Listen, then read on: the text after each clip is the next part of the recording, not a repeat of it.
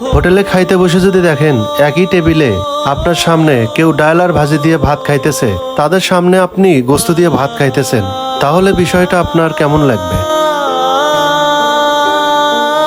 ভাই, আপনারা দুইজন এখান থেকে এক পিস করে গোস্ত নেন। না না ভাই, সমস্যা নাই, আপনি খান।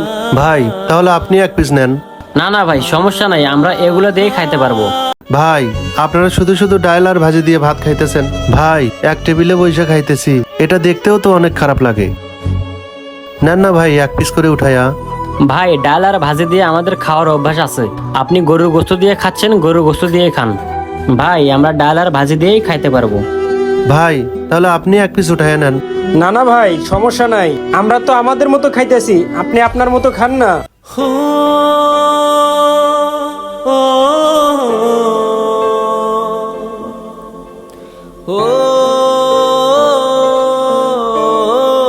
দেখছস, মনে হয় বিসিএস হ্যাঁ এটো গুস্ত আমাকে দুইজনে খাইতে কইতাছে। দেখছস, আমাকে কাছে টাকা নাই দেখা আমরা কি ফকির রে। হ্যাঁ এটো গুস্ত আমাকে দুইজনে হাততাছে খাওয়ার লাইগা। ভাই, সমস্যা নাই, আপনারা যদি এটা না খান, আপনাদের জন্য নতুন করে গোস্তের অর্ডার দেই, তাহলে কি খাবেন?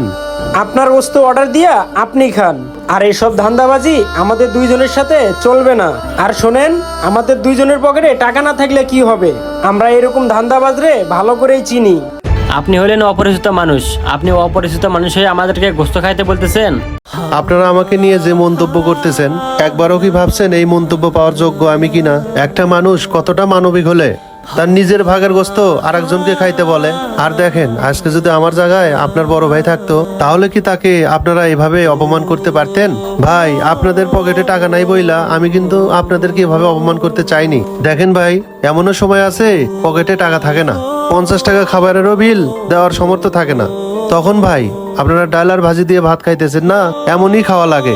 ভাই, আমি যখন ঢাকা শহরে প্রথম চাকরি করতে আসলাম না, তখন আমি চাকরি পাই নাই ভাই, তখন আপনাদের মতোই ডাল আর ভাজি দিয়ে আমি ভাত খাইছি।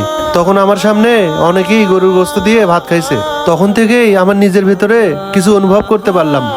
আমি জানি কোনো না কোনো পরিস্থিতির কারণেই আপনারা দুইজন ডাল আর ভাজি দিয়ে ভাত খাইতেছেন। ভাই, গরুর গোস্ত এমন একটা জিনিস, মধ্যবিত্তদের জন্য মনে হয় তাদের কাছে একটু গরুর গোস্ত ঝোলালেও ভাত খাওয়া যায়। তাই জন্য ভাই, আমি ভাবছি আপনারা দুইজন এখান থেকে 2 টুকরো গরুর গোস্ত নিয়ে খান। আপনাদের সামনে আমি গরুর গোস্ত দিয়ে ভাত খাইতেছি, এটা আমার নিজের কাছেও খারাপ লাগতেছে। আর আপনারা আমাকে ধান্দাবাজ বললেন ভাই। আমি অচেনা মানুষ বলে ভাই, অচেনা মানুষও ভালো হয়। আর দেখেন, সব অচেনা মানুষই কিন্তু একরকম নয়, সব অচেনা মানুষও ধান্দাবাজ হয় না। যাই হোক ভাই, আপনাদের সাথে আমি অনেক কথা বললাম, আপনারা আমাকে কেউ ভুল বুঝেন না, আমি এমন মানুষ নই। আল্লাহ কিন্তু আমারে সুন্দর একটা মন দিছে। আর দেখেন ভাই, আমি কিন্তু কোনো খারাপ উদ্দেশ্য নিয়ে আপনাদেরকে খাইতে বলি নাই ভাই। ঠিক আছে ভাই, আমি যদি কোনো ভুল করে থাকি আমাকে আপনারা ক্ষমা করে দিয়েন।